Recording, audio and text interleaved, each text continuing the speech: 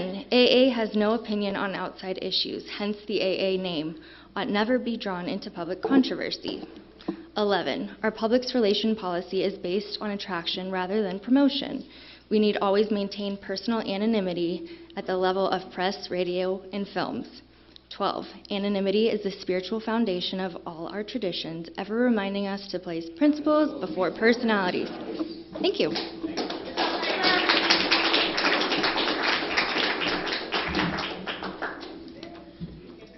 Tonight, our main speaker is Eileen. Please help me welcome Eileen.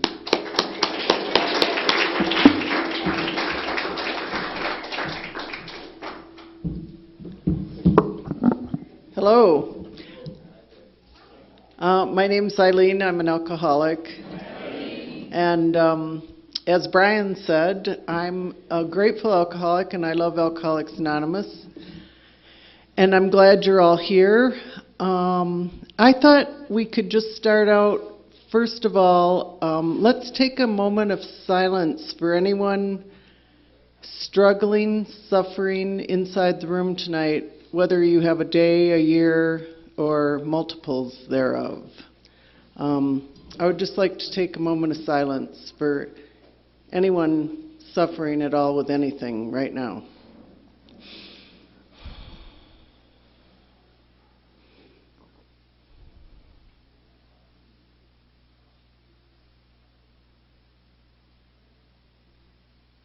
Okay, thank you.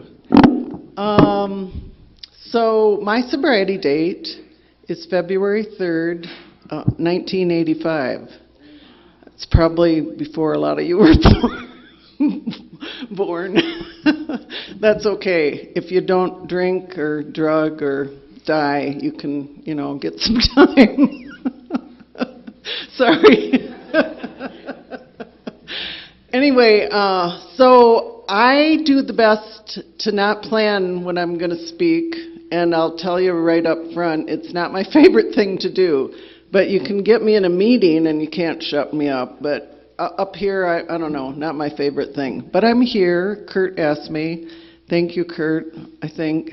And so I, on the way over, did a third step prayer. I learned to do that a long time ago to try to get myself out of the way and let Spirit show me if I need to say something someone needs to hear, and then turn it over, and I won't worry about that. I did plan a talk once, and it was terrible, so I don't do that anymore. But then on the way over, I've started out different ways, and I thought, you know what? I'm going to tell you my last day before I got sober. So that would have been February 2nd, 1985. And I had been on, like Brian, I had had drunk drivings. I had been court-ordered to a drunk driving program a couple years before. And on 1985, February, I had been doing marijuana maintenance basically for 2 years. And I drank twice during those 2 years. Very little compared to what the blackout drinker I'd been previous. But that day, with my marijuana maintenance, I had been taking a lot of acting classes in San Diego, California. And I decided I had a lot of grandiose thinking, and I wasn't really too based in reality. The marijuana helped keep me out to lunch. And I had signed up with someone to be a representative. I was going to try to get jobs in acting, even though I was in San Diego and not in Los Angeles. And I had a friend of mine, another alcoholic, better living through chemistry friend. I had got a photographer, and we'd taken all these shots, and we went to do the last bit of it on a Saturday morning, and he had some joint that, it was laced with something, because I smoked it, and I felt like I was going to die. And to me, it felt like a bad acid trip, because years prior to that, I had done LSD and all that. And I felt like I was dying. And I I had to go home. A guy I'd met in my acting class, he was a young lawyer I'm pretty sure he was an alcoholic, but we had had a bet on some game, and I had lost, so I had to make him dinner. So I went home to make dinner, and when I left my friend, and I just felt like I was dying. I can't explain it, but if you've ever had a bad trip, you would know. But so I just said, "Oh God, get me home," because I was driving my car from one place to another place, and I went home to make this dinner. So I bought a bottle of wine for my friend coming over for dinner because he drank. Previous to that time, when we started going out, I told him, I used to drink. I think I'm an alcoholic, but I don't drink anymore, but I smoke pot. And he goes, well, everybody's got to do something. And I thought, yeah, everyone's got to do something. And so I bought a bottle of wine, and I felt terrible. I had this crashing headache, and so I had I had that, whatever that was in the morning that I smoked, and then I had like a half a glass of wine. That was my last day. And my mother called and said, before Paul got there, and said, you know, your grandmother's dying. And I was named after my grandmother, Eileen Elizabeth. And I went, oh, that's what I'm feeling. And anyway, I don't know what happened, but the next morning I woke up, and my grandmother was dying. Everyone had flown back. I had seen her at Christmas in Michigan, and I didn't feel like I needed to visit with her. So the next day I just prayed and said, okay, I surrender, I'll go to AA. And so that doesn't sound like a lot of substance for your last day of drinking and smoking, but I had come to a psychological, spiritual bottom. But, you know, backtrack 2 years before that, when I got my second drunk driving, I was at a bar in Pacific Beach. I was drinking with, one of my drinking buddies. We were sitting at a bar, and I drank with this gal that was from Russia, and we'd always drink these Stolichnaya kamikazes. And I was with a friend, and the bartender made me give my keys to my friend, but somehow I got my keys back. But I don't remember any of this. I was in a total blackout. I was a blackout drinker who liked to drink in bars, who liked to drive, and that's a dangerous combination. It actually took me a couple of years of being sober to kind of get how crazy that was. If I had killed someone driving and I had lived, that would have really been hard to live with. So I'm just fortunate that didn't happen, because I probably spent about 8 or 9 years blacking out, drinking and driving. It's a lethal combination. So so on my second drunk driving, I left the bar, drove. There's a place called Mission Boulevard in Pacific Beach. I drove, and I lived like on Crystal Drive near the ocean. I drove, parked my car on Mission Boulevard, and started walking home. But before that, I had hit someone. I hit someone. Then I stopped, parked the car, just got out of the car. I don't remember any of this. I was just told. And then I guess that person called. That was before cell phones, so I don't know. Anyway, the police came, picked me up, took me, I got signed out a couple hours later, and I got the same lawyer I'd had before, and I had to seriously think. He said, you've got to either give up your license, or you can do this SB 38 program and go to these, drunk driving school, and for a year and a half, and keep your license. So I was like, quit drinking, or give up my license and move above a bar. And So I seriously had to weigh those two things, like, because at that point in my life I thought, that's all I am, that's all I am. I'm a drunk, and I'm just, I'm just a bar person, and life had started to feel kind of black and white, not the exciting shades of gray, but pretty much just black and white. And getting sober brought a lot more color back anyway, made it more dimensional again. But things had become pretty flat and pretty sad. But I didn't know I was sad. My mother had been sober for about 10 years, I think, at that time. And when she died, she had 10 years more than I do. So anyway, I had watched my mother get sober, so I knew about Alcoholics Anonymous, and I had gone when I was court-ordered. So at that time, I decided to do the drunk driving program. And I quit drinking, but I thought, well, okay, I have a problem with alcohol, but I can socially smoke marijuana every day, all the time. I don't think that's social use, but if you're an addict or an alcoholic of any sort, I don't think we safely use anything. So you can figure that out. But I deluded myself a little bit. But deep down inside, everybody knows better, I believe. I think deep down inside, you can try to lie to yourself, but you gotta cover it up.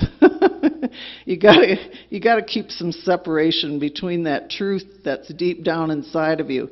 That's why the big book says when we concede to our innermost self that we have a problem, that's when you surrender. That's the admission. That's the road to becoming happy, joyous, and free, believe it or not. Surrender to win. But if you can't concede to your innermost self that you have a problem, then you're in trouble. But in that innermost self, deep in that heart of everybody, we know the truth. We do. So if you're sick and tired of being sick and tired, this is the easier, softer way. And I heard that a lot when I got sober. I got sober in pretty much Pacific Beach, San Diego. And they said, you never have to feel that way again. You don't ever have to do that again. You never have to feel that way. Once you're here, you can stay. The door swings both ways. I don't have a judgment on that. That's up to you, because sometimes you leave and you don't get back. But if you're really sick and tired of being sick and tired, you can do this. Even if you got to frickin' sit on your hands, that's what they said. Even if your ass is falling off, that's what there was a lot of characters where I got sober, and they used to come up with a lot of good sayings, so it helped. And when I did surrender at that time, which I hadn't when I was court-ordered to go 2 years prior, I just went to a speaker meeting, sat in the back, got my card signed, and I didn't want to be here. And I'm sure there's people in the room that can relate to that. If you don't want to be here, you know what? You don't have to be here. It's like the public service announcement Alcoholics Anonymous makes. If you want to drink, that's your business, or drug, whatever. If you want to drink, that's your business. If you want to get sober, that's our business. And the thing about, Brian shared very well. You feel like you don't belong, you feel like a loner, and when you get here, you never have to do anything alone anymore. That's really huge, you guys. It's really huge, because we support each other in a lot of things. And if you go to regular meetings and you get a home group, you'll find people going through death, going through cancer, going through losing jobs, going through getting jobs,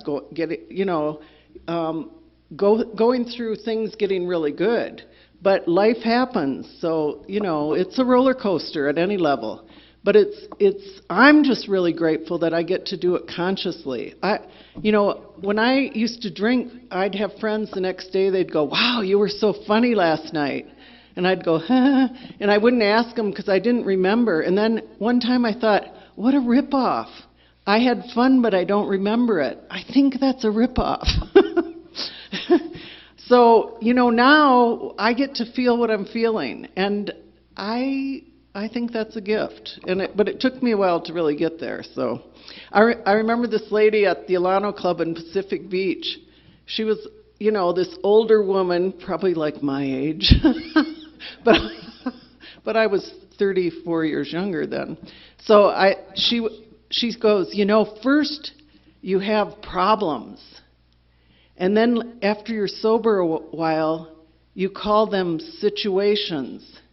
And then after you're sober longer, you call them gifts. And I thought, well, she is really out to lunch. But now I think going through life on life's terms is a gift. And but it took some work. It took a while to get here. But part of it's getting older, I think. It's just things, just the simple things in life are good. But so anyway, I got sober in San Diego. I got a really good sponsor. She was a little bit younger than me, and she was like this marketing girl cheerleader. And I related to her. Well, she picked me. I used to go to this meeting where they broke into tables, and they had 6 tables, and I sat at table number 5. And Renee said, "Oh, do you have a sponsor?" And I said, "No." "Well, let's go for coffee." I said, "Okay." And her father had been sober a while, and my mother had been sober for a while, so I related to that. And I started doing the steps with her. Actually, when I finally surrendered to the program that next day when I woke up and my grandmother had passed, I just said, okay, actually the day before when I was having that death rush, I said, okay, God, I give up. I'll go to AA tomorrow. And I did, I didn't actually go to AA, but I quit everything and then started going. So I started working the steps with Renee, and I was ready. I had tried it my way. I had done the marijuana maintenance, hanging out with my yoga teacher, smoking pot, going to the gym, stoned, and I got psychotic. I did, I think. Anyway, so I was really willing to do it your way.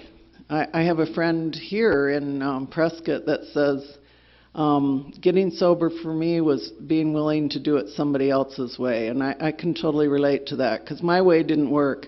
And I had been studying world religions and metaphysics, and I remember telling the counselor at the drunk driving program, I said, well, yeah, this AA is okay, it's cool, it's kind of a kindergarten, but I'm into something so much higher.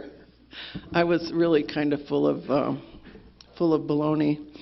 But so I started I was really willing, because I was sick and tired of feeling sick and tired and lost and crazy. And I thought I was crazy. But you know what? I'm not on, even at my age, I don't take any prescription drugs, which I guess I'm blessed. But I thought I was crazy, and that's why at first I was really in love with step 2. So I knew my life was powerless. I mean, I knew I was powerless, and I finally admitted my life was unmanageable. I think that was the part I had to get. And I had conceded to my innermost self that I couldn't really safely drink. And so I surrendered to the program.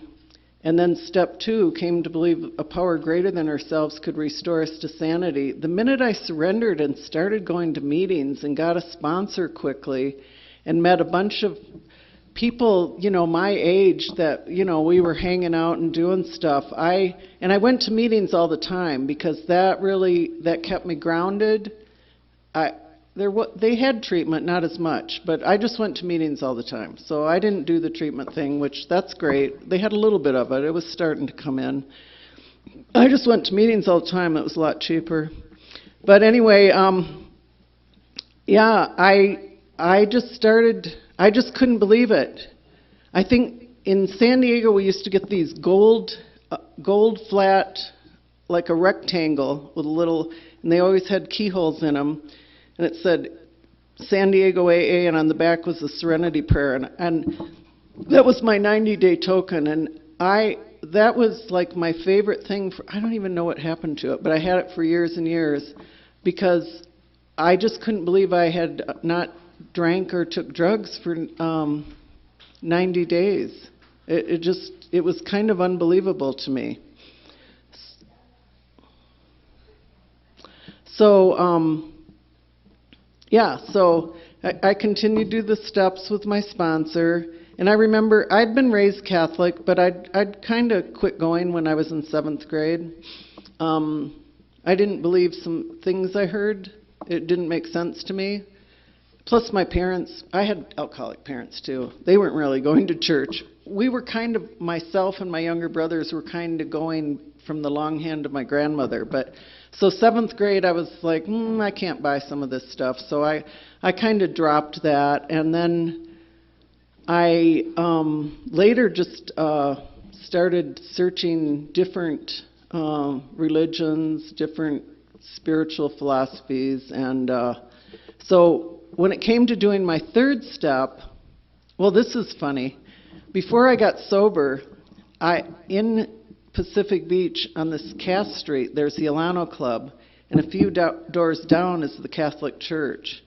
And I was like kind of being a little bit tormented, and I thought, okay, I think I put on the, no offense to anybody, whatever you're into, but I think I put it on the Born Again Christian station, and it was like, I was listening to it, and I was like, should I go back to church? Should I go to AA? And this thought came to me, well, who did Jesus hang out with? The drunks and the prostitutes.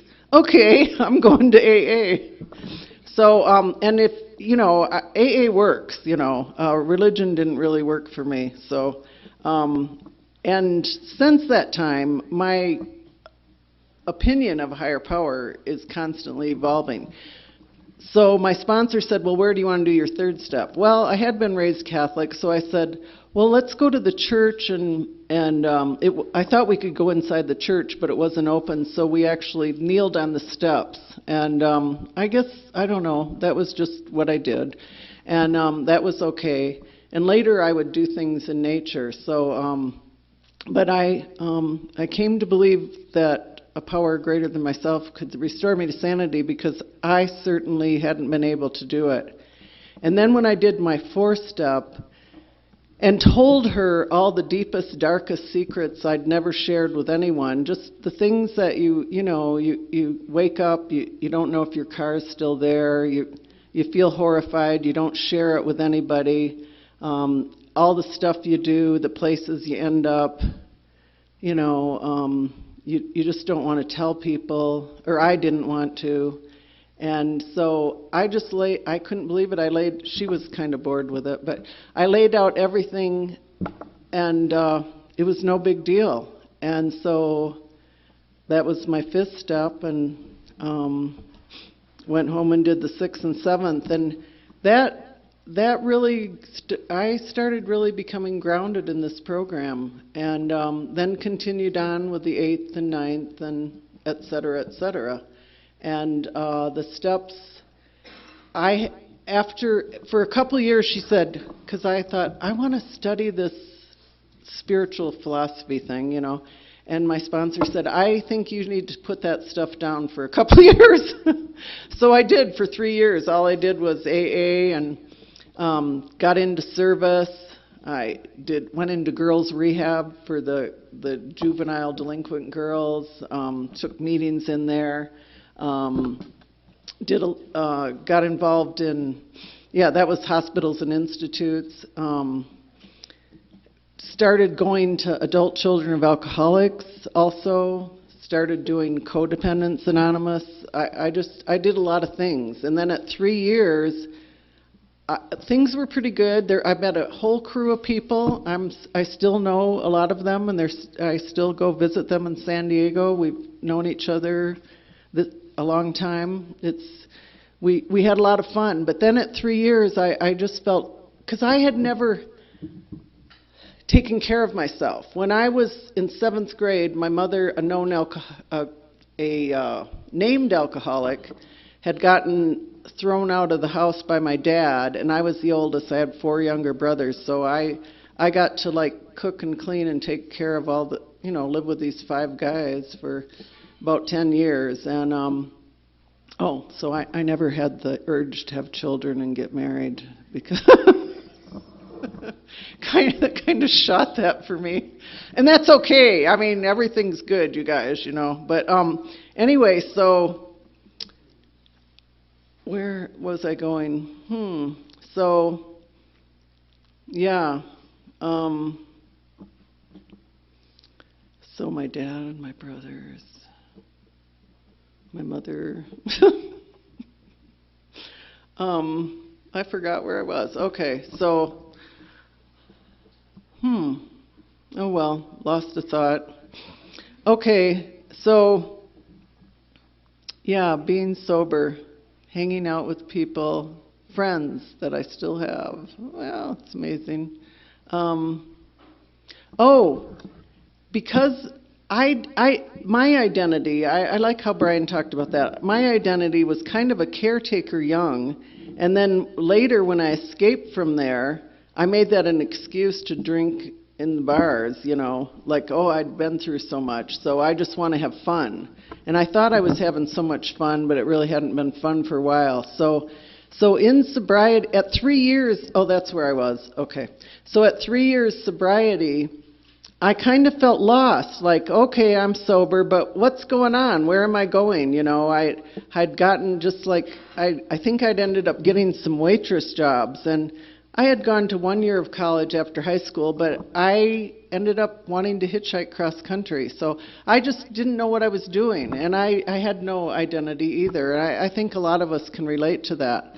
So I felt depressed. I felt like I just felt like I didn't want to live. I was kind of being dramatic. So I got on my knees and said, "Dear God, I don't have what it takes to make it in this world."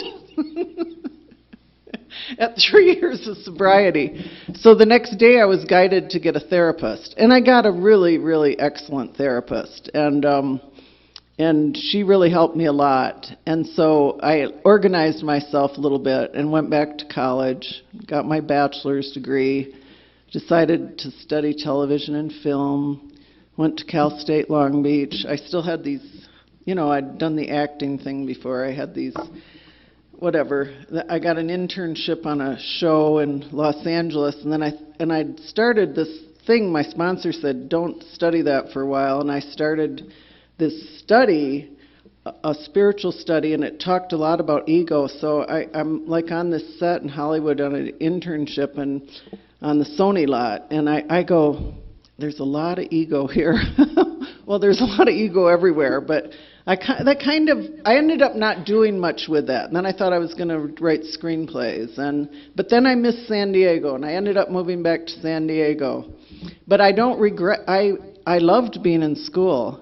Kurt was talking to me earlier. I got obsessed with getting all A's. That's frequently what happens to a lot of us. Not that you have to do that, but it was like school became my high, I really got into it. And it was fun. I don't regret it for a second.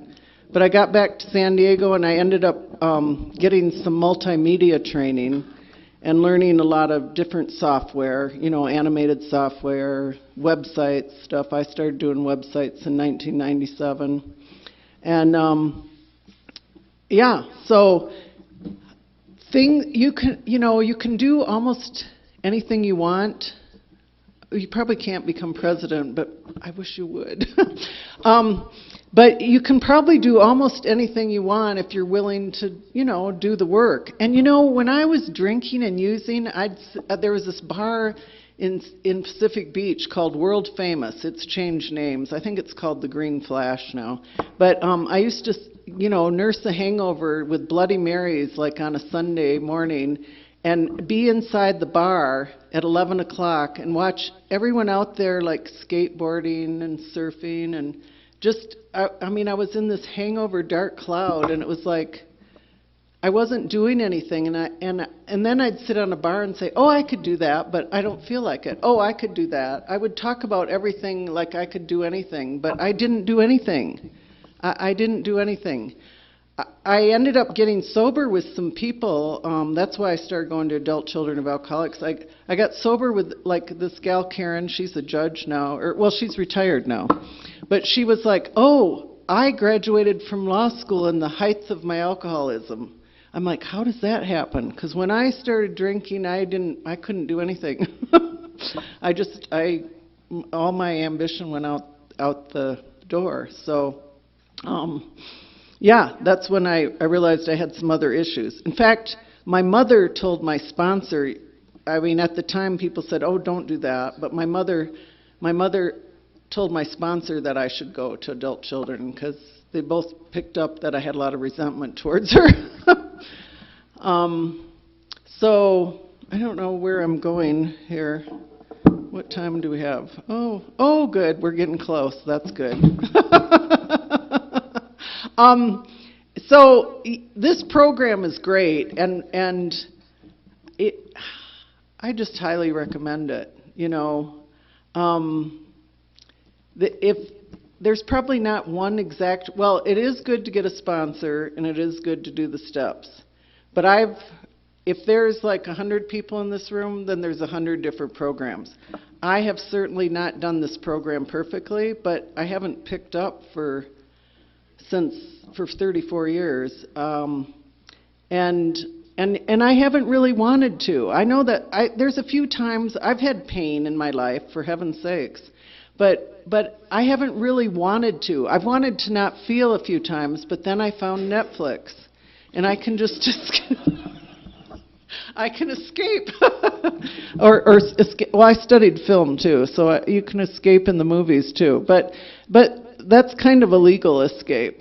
You don't want to get lost there and not do anything else. But my life's been, it's been pretty interesting. I've met the most wonderful people. I've had a lot of adventures. A good friend that I buddied up, and I think if you should buddy up with someone. A guy should find a good guy. You can get a girlfriend. You can do AA campus. I mean, I did that at first too, but it's good to have if you're a guy, have a good guy friend. If you're a gal, have a good girlfriend.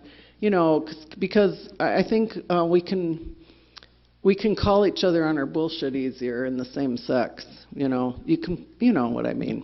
So anyway.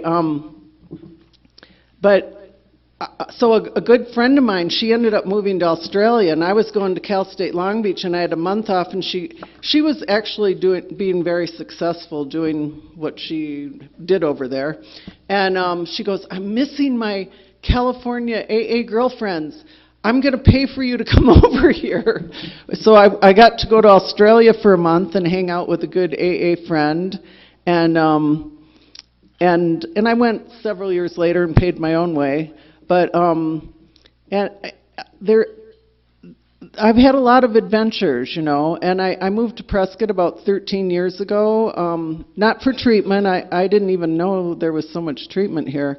But I came here because I used to go to Sedona on vacation. I love to hike, so I ended up hiking a lot.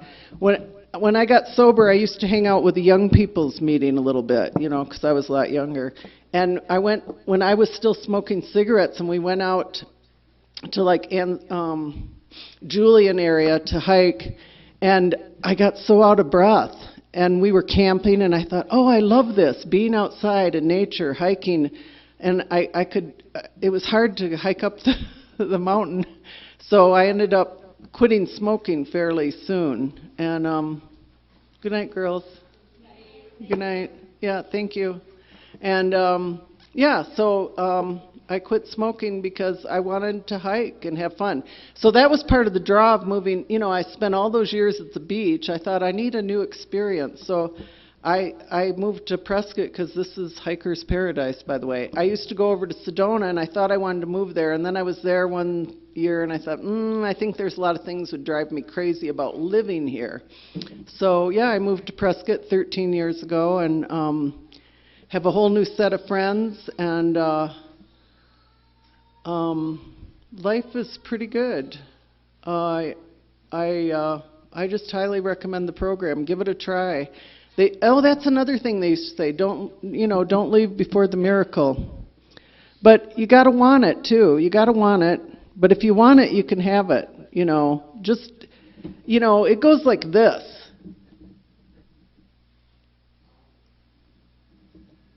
It levels out, you know, it levels out. And you can become boring like me. That's with age. But anyway, I don't know. Stick around, stay, give it a try.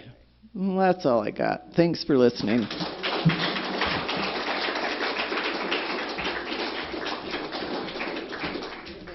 Thanks.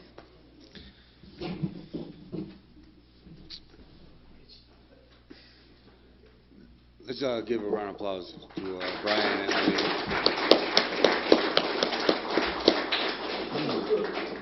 This has been a regular meeting of Rayleigh Group of Alcoholics Anonymous. You are cordially invited to join us again next week. Please bring a friend. There are approximately 100 meetings of AA each week in the Prescott area. We advise that you attend as many as possible, and we hope you will join us again soon. After the prayer with the people who volunteered to do this stuff, do that stuff, and your card cards are on the back table. Now let's circle up and say the Lord's Prayer. Thank you all for coming.